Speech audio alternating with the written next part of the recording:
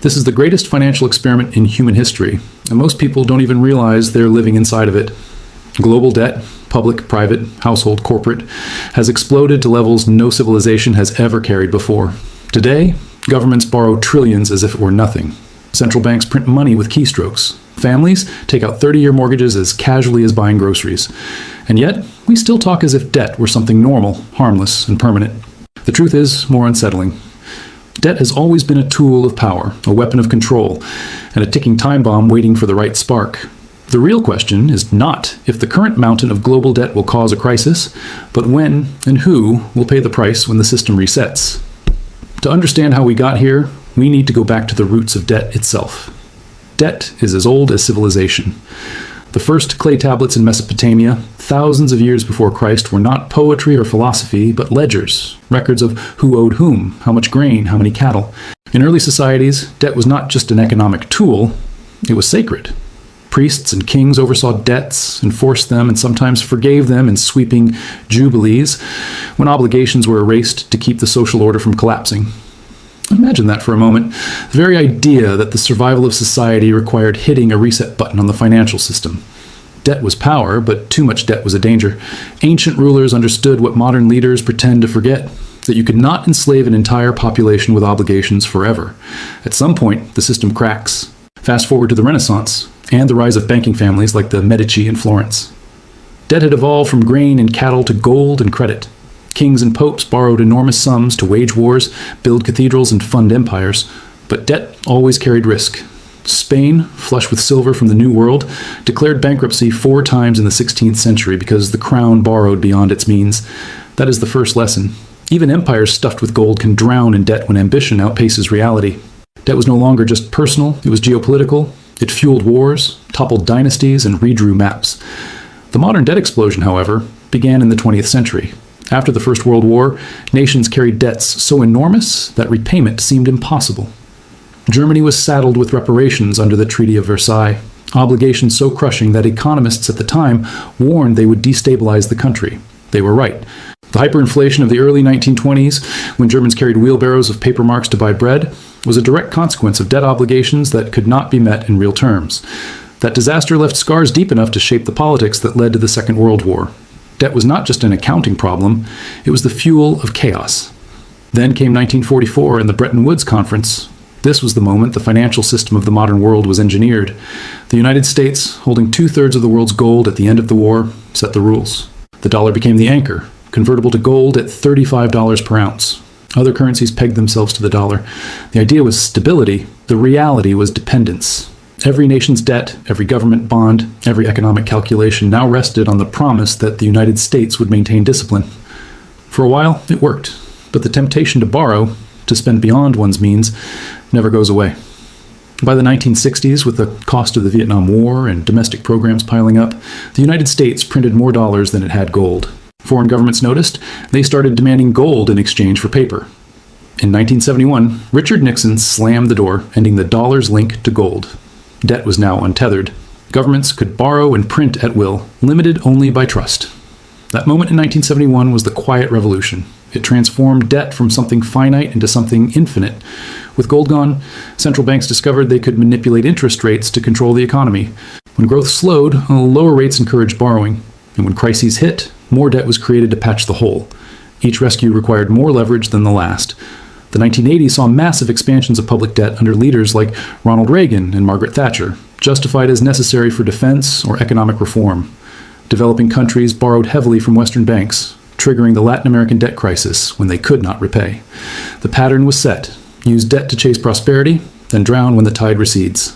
The 2008 financial crisis was not, as many believe, simply about housing. It was about debt layered upon debt, a pyramid of leverage so vast that when a single corner crumbled, the whole structure shook.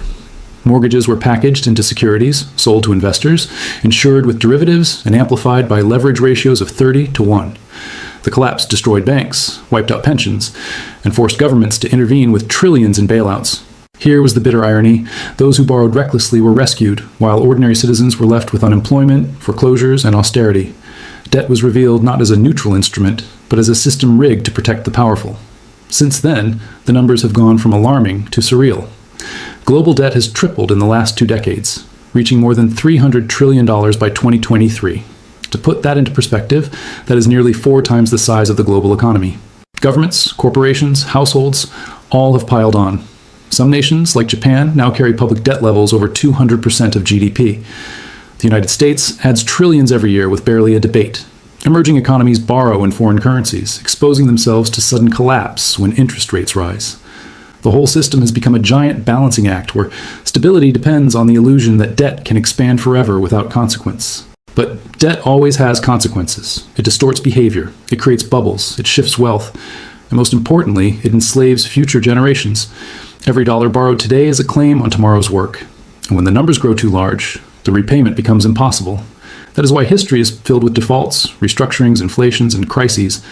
Debt always ends one of 3 ways. You pay it back honestly, you inflate it away, or you default. No empire, no system has ever escaped that truth. The present-day consequences are everywhere, but most people don't see them because debt has become invisible. Think about it. When your government runs a deficit, it doesn't knock on your door and ask for cash. It issues bonds, sells them to banks or foreign investors, and quietly builds a tab in your name. When you swipe a credit card, you're not paying, you're borrowing.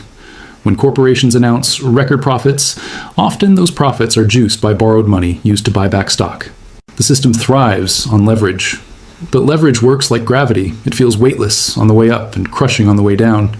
The entire financial system today is floating on promises. Promises that may not be kept. Take the United States, the anchor of the global system. Its national debt passed $34 trillion in 2024. That number is so huge, it has become abstract. But translated into reality, every taxpayer is carrying hundreds of thousands of dollars in obligations. Interest payments alone now rival defense spending. That means the world's largest superpower is borrowing money just to pay the interest on the money it already borrowed. This is not unique. Across Europe, debt to GDP ratios remain well above 100% in countries like Italy and Greece. In China, the debt explosion has been hidden in local governments and state-owned enterprises, creating shadow liabilities that may be far larger than official figures suggest. Everywhere you look, debt has metastasized. The trap is psychological as much as financial. Politicians love debt because it buys time. Raising taxes angers voters. Cutting spending angers even more. Borrowing, however, seems painless. Future generations will deal with it. The illusion works until it doesn't. When interest rates rise, the burden suddenly becomes visible. This is exactly what we've seen since 2022, when central banks raised rates to fight inflation. Suddenly, the cost of servicing debt surged. Governments faced tighter budgets. Households faced higher mortgage payments. Corporations saw their refinancing costs explode. Debt is like a sleeping predator, harmless while it rests, deadly when it awakens. And yet, even as the risks grow, debt continues to be sold as a path to prosperity. Students are told to take on tens of thousands in loans for degrees that may or may not pay off. Families are told to stretch for homes they can barely afford because real estate always goes up. Nations are told that deficits don't matter because central banks can print unlimited currency. This is the great lie of modern finance, that debt is free, infinite, and safe. History screams the opposite. What comes next is not hard to guess if you've studied economic history. There are only a few escape routes when debt piles up beyond reason. One is inflation, silently reducing the value of what's owed by debasing the currency. This is already happening. When prices rise 10%, your savings lose 10% of their power. But your government's debt shrinks by the same measure. It is a hidden tax, and it is politically easier than default. The second route is restructuring, admitting the debt cannot be paid and renegotiating terms.